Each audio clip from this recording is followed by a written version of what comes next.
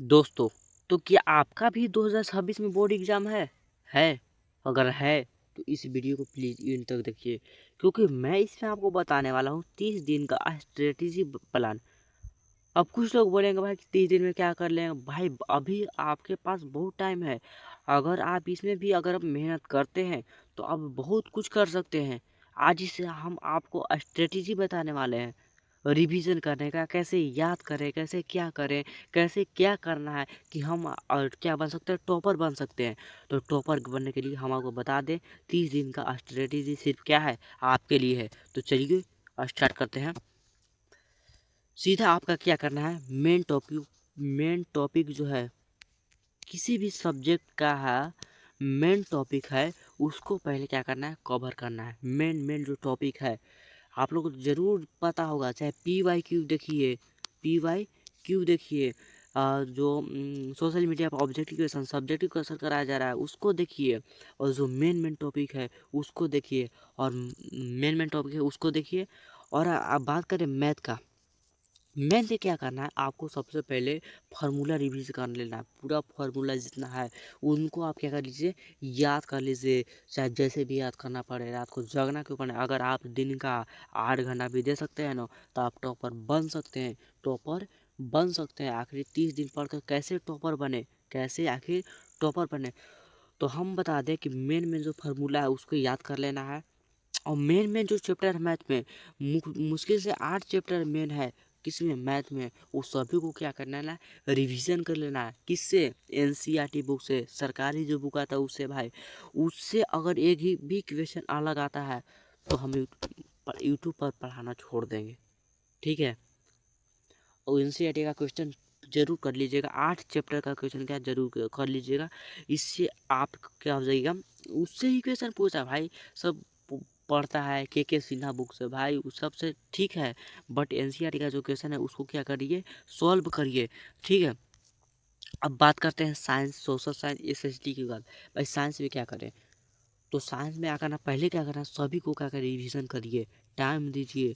2-2 घंटा भी अगर टाइम देते हैं ना तो सभी का हो जाएगा, रिवीजन हो जाएगा। उसको क्या करिए, आप मुख्य जो साइंस में चैप्टर हैं उसको क्या कीजिए, रिवीजन कीजिए, ठीक है। अब रिवीजन कर लिए। अब भाई उसको एग्ज़ाम में लिखना कैसे, तो जाइएगा, अगर क्वेश्चन देता है, एक टॉपिक है और अगर वो टॉपिक याद है, अगर थोड़ा सा भी याद है ना, तो उसको थोड़ा बढ़ाते बढ़ाते बढ़ाते इतना बड़ा लिख दीजिए ना, क्या आपका वो 1 नंबर भी काटने। अगर आपका राइटिंग बेस्ट है या फिर राइटिंग बेस्ट नहीं है तो प्लीज़ आप राइटिंग को सुधारने का प्रयास कीजिए। क्योंकि मेरे गांव में राइटिंग के दम पर ही एक बच्चा जो था 350 से प्लस नंबर लाया था। इसलिए राइटिंग में क्या दीजिए, ध्यान दीजिए, राइटिंग में ध्यान देना है। अब बात करें सोशल साइंस की। भाई सोशल साइंस में क्या करना है, तो सोशल साइंस में हम आपको बता दें, कुछ नहीं करना है। सब 1-1 घंटा का लेक्चर नहीं देखना है।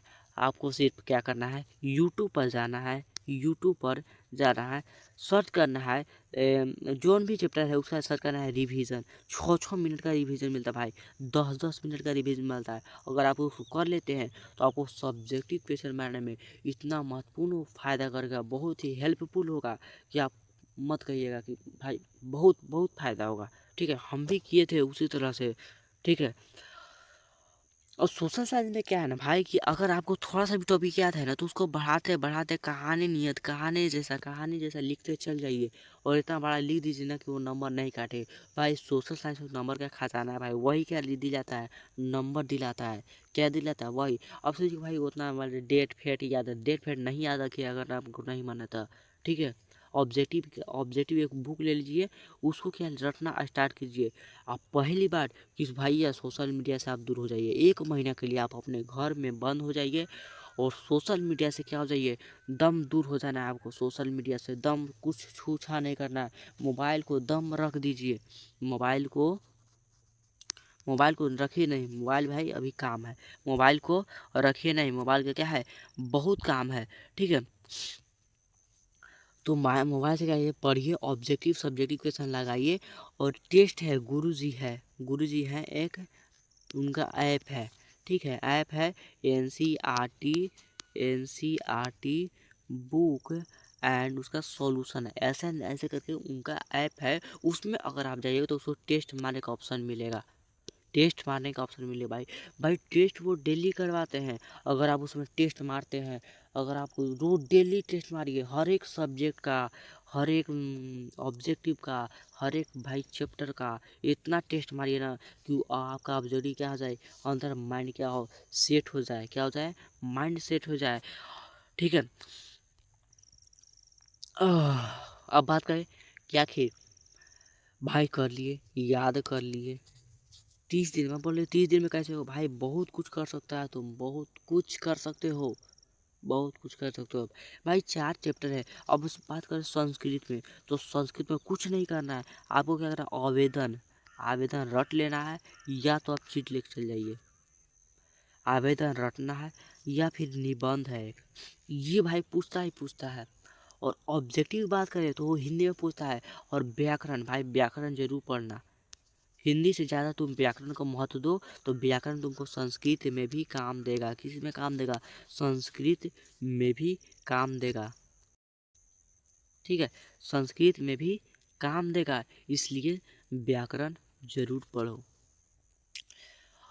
अब ऐसा भाई होगा कैसे 30 दिन में, तो 30 दिन होगा कि आराम से देखिए, उठिए। अब मान लीजिए 6 बजे भी आप उठते हैं, टाइम टेबल अगर आप बता दें कि अगर आप 6 बजे से उठते हैं, 6 बजे भी उठते हैं, स्कूल फिस्कूल सब जाना बंद कर दीजिए।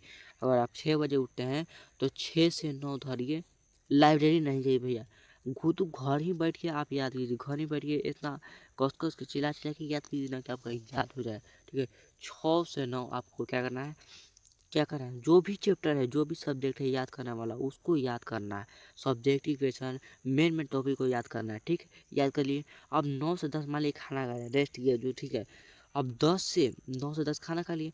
अब 10 से जो बैठना है, 1 बजे तक मैथ का क्या करिए, रिवीजन मारिए। क्या मारिए, मैथ का, मैथ का क्या मारिए आप, रिवीजन मारिए। क्विज का एनसीईआरटी बुक का जो क्वेश्चन है, हाईलाइटेड क्वेश्चन है, उसको क्या करना है, रिवीजन मारना है 10 से 1 बजे तक। अब 1 बजे गया, और फिर आपको लोग को भूख लग गया होगा, तो 1 से 2 तक फिर खाइएगा, ऐश कीजिएगा। लेकिन 2 बजे से फिर बैठना है भाई, 2 से बैठना है, और फिर 5 चलिएगा ना, तो क्या करना है इसमें, आपको क्या करना है, इसमें तो याद कर लिए सब्जेक्टिव क्वेश्चन है, इसमें क्या करना है आपको, ऑब्जेक्टिव क्वेश्चन क्या करना, रटना है, या फिर आवेदन है उसको रटना है। ये सब को भाई रटना है, या फिर समझ सकते हैं तो आप समझ कर याद कर लीजिए। उसको ट्रिक होता है, बेसिस होता है। संस्कृत का कुछ कुछ अगर आपको वर्ड याद है, तो उससे आप संस्कृत में आवेदन लिख सकते हैं। इसलिए प्लीज़ इस पर मेहनत कीजिए, आपको हिलाना है, आपको हिलाना है 450 प्लस, आप टॉपर बन सकते हैं। तो मैं अपना एक्सपीरियंस बता रहा हूँ भाई, इसलिए भाई ज़रूर पढ़ें, मेहनत कीजिए, और दम लगाकर मेहनत कीजिए। सिर्फ 30 दिन, 30 दिन, और 30 दिन के बाद देखिएगा आपका जो आपको भाई एग्ज़ाम देकर आएंगे ना। और दूसरी बात भाई, मेन बात तो हम कहबे नहीं किए, कॉन्फिडेंस। भाई कॉन्फिडेंस लेवल कम नहीं होना चाहिए। चाहे अगर आप परीक्षा में बैठ गए हैं, अगर आप लग रहा है कि सब भूल गए हैं, ठीक है, अगर आप ये भी ट्रिक अपनाते हैं कि 30 सेकंड आँख मूंद करके सब सोचते हैं, फिर भी नहीं याद आ रहा है, तो सीधा सीधे आपको क्या करना है, कुछ नहीं आ रहा है तो एक, हर एक क्वेश्चन में एक कहानी लिख दीजिए। भाई कह रहे हैं ना कि सेकंड से वो पास कर देगा, आपको सेकंड से ज़रूर पास कर देगा। कॉन्फिडेंस लेवल एकदम गिरना नहीं चाहिए, कॉन्फिडेंस लेवल इतना रहना चाहिए कि आप हर क्वेश्चन आपको क्या रहे, याद रहे। कॉन्फिडेंस लेवल भाई गिरेगा, अगर कॉन्फिडेंस लेवल गिर गया तो समझिए कि आप क्वेश्चन क्या हो जाएगा, भूल जाइएगा, क्वेश्चन आंसर सब भूल जाइएगा। अगर कॉन्फिडेंस लेवल गिरेगा था, अगर कॉन्फिडेंस लेवल रहेगा तो आपको आंसर याद रहेगा। ठीक है, तो इसी तरह आप मेहनत कीजिए, दम लगाकर मेहनत कीजिए। ज़्यादा इंस्टाग्राम, सोशल मीडिया ये सब नहीं चलाइए, बिल्कुल बिल्कुल क्या करना चाहिए, ज़रूर मेहनत कीजिए। ठीक है, तो इसी वीडियो को अंत करते हैं, और इसी तरह आप दमदार मेहनत कीजिए, और लगाइए, दम लगाइए। 450 क्या लें, लाइन नंबर टॉपर बनना है आपको। किसको बनना है, आपको ही टॉपर बनना है। तो चलिए इन करते हैं वीडियो का।